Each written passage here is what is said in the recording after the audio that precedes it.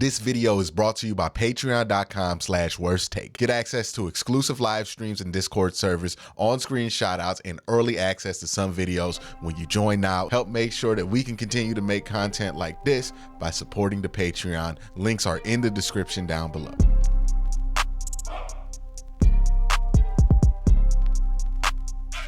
Hey, what's up, everybody, and welcome to part 2 of the Cleveland Browns Iceberg. If you were watching for part 1, you know that this is a video where I go from the most known stuff on the Cleveland Browns history to some of the more niche stuff in Cleveland Browns history.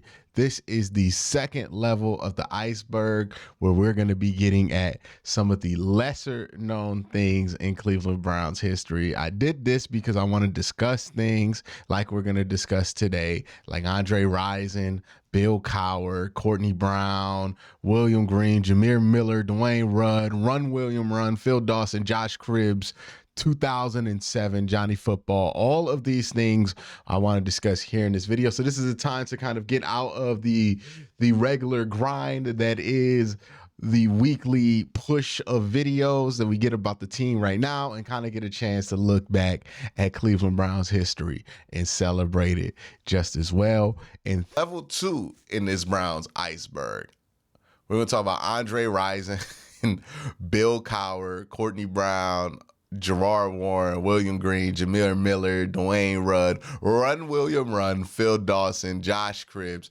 2007 Browns, Brady Quinn and Derek Anderson, Johnny Football, Josh Gordon, and the Myles Garrett helmet incident. These are level 2 things that I have listed here. Again, it's not an exhaustive list. It's just a list of things that I want to talk about. Andre Rison. Now, for those of you who wonder, how did it get so dire that Art Modell had to move the team to Baltimore in order to maintain ownership? How did it get that dire? Well, the truth is that Art Modell was not an owner like NFL owners exist today. Today, NFL owners buy franchises at the peak of their value for billions of dollars, and these guys are usually super rich, right? They own multiple corporations, type level rich people own football teams. Back in the 90s, that wasn't necessarily the case. It was just kind of rich people. Well, rich people to us, but kind of rich people in the grand scope of money that own teams. So you didn't have Jimmy Haslam throwing $250 million at one player. You had Art Modell, who made most of his money from real estate, who wasn't that rich. He was rich, but not that rich. A lot of his money was wrapped up in owning the Cleveland Browns, so he was what you would call cash poor. Kind of like how we talk about the Cincinnati Bengals. That's what the Browns were. Well, the Browns decided after a good season in 1994, where they made a playoff run, that they wanted to go all in. So they wanted to get the biggest free agent wide receiver on the block, Andre Rison. Andre Rison was expensive. I think they signed him to a 1-year deal, fully guaranteed. And as you know, with guaranteed contracts, that money has to be put in escrow. So Art Modell had to sign out different loans in different people's names in order to get the cash to give to Andre Rison and put it in escrow.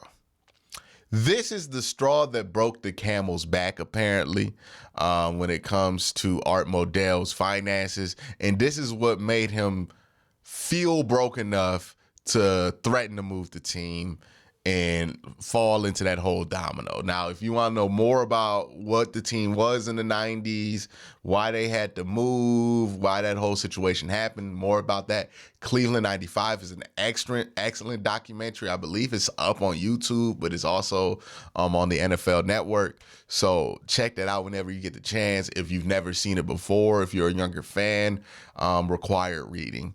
Bill Cowher, he's somebody who I believe he used to coach, and at one point he played for the Browns, ended up being a legendary Steelers coach. We know all of his exploits. A fun little story that I'm going to share about him is that before the Browns opening game back in 1999. The Browns played on Monday Night Football, their first game back at home. They're playing the Steelers. It's this big moment, you know what I mean? And Bill Cowher comes to the Browns coach at the time, and he says, hey, man, you know what? I understand you guys are back. I'm so happy for you guys to be back. I'm a former Brown. You know, nothing makes me happier than knowing that the Browns are back. This brand is back. That's so huge for football. And you know what? I understand you guys have a lot planned. Don't even let us run through the tunnel. You know, we're not going to run through the tunnel, y'all. You know, don't let us do that. We're going to just come out on the other side silently and respect that, because out of respect of what you're doing, man, you know, that's just how much I love that this team's back. That's what he verbatim, not verbatim. That's what he basically said to the Browns coach. The Browns coach goes, okay, they utilize the extra time. Drew Carey comes out, announces the Browns. There's clips of it everywhere. The stadium goes crazy. The Browns are back. Meanwhile, Bill Cowher goes back to the Steelers locker room and says to them, you know, I just talked to their coach. And you know what those lousy bastards just said? They told us that they're not even going to let us run through the tunnel. They don't even respect us enough to let us run through the tunnel. These are the same damn Browns. They don't respect you. They hate you. And the Pittsburgh Steelers came out and beat the living out the Cleveland Browns that day. So shout out to Bill Cowher. Gaslighter, manipulator, decent football coach. Courtney Brown and Gerard Warren, they kind of get lumped in together with William Green as well. These were early draft picks in the early era of the Cleveland Browns that never really panned out. Courtney Brown and Gerard Warren, one of them couldn't ever stay healthy. Gerard Warren, I believe, Courtney Brown couldn't stay healthy. Gerard Warren just never kind of lived up to it. I think they both played together in Denver after they left the Cleveland Browns. William Green just never had a consistent run like you wanted him to do. Like, it was just kind of frustrating with William Green, if I remember correctly. Jameer Miller was the team's first Pro Bowler. He was an edge rusher. Unfortunately, after he went to that Pro Bowl season, he tore his Achilles and never played football again. Dwayne Rudd is somebody who's infamous for taking off his helmet after a game with the Chiefs. They call a penalty that allows the Chiefs to kick a field goal to win the game. You know what happens. Run, William, run, though, on a happier note, is the call that Jim Donovan made, get well soon, Jim, when William Green ran a touchdown in versus the Atlanta Falcons that clinched the Browns' first playoff berth since coming back in 1999. They went on to lose in Pittsburgh. It was a really close game. We don't got to talk about it. But Dennis Norcutt dropped the wide open. But it was just, you know, we ain't got to talk about it. But I think I talked about it before on my channel. You can search on it. But Run, William, Run was the call that Jim Donovan made. It's a great call. Again, if you're not familiar with that part of Browns history, go ahead and look that up if you're a younger fan. Phil Dawson, Josh Cribbs, they held it down on special teams for the longest. Phil Dawson, one of the best field goal kickers in Cleveland Browns history. You know, we got Lou Groza, but, you know, he's up there. And then Josh Cribbs, best special teamers in Cleveland, best special teamer in modern Cleveland Browns history. Point blank, period. I grew up a Josh Cribbs stan. I wanted to be Josh Cribbs. I had it Josh Cribbs on my MySpace page. We was MySpace friends back in the day.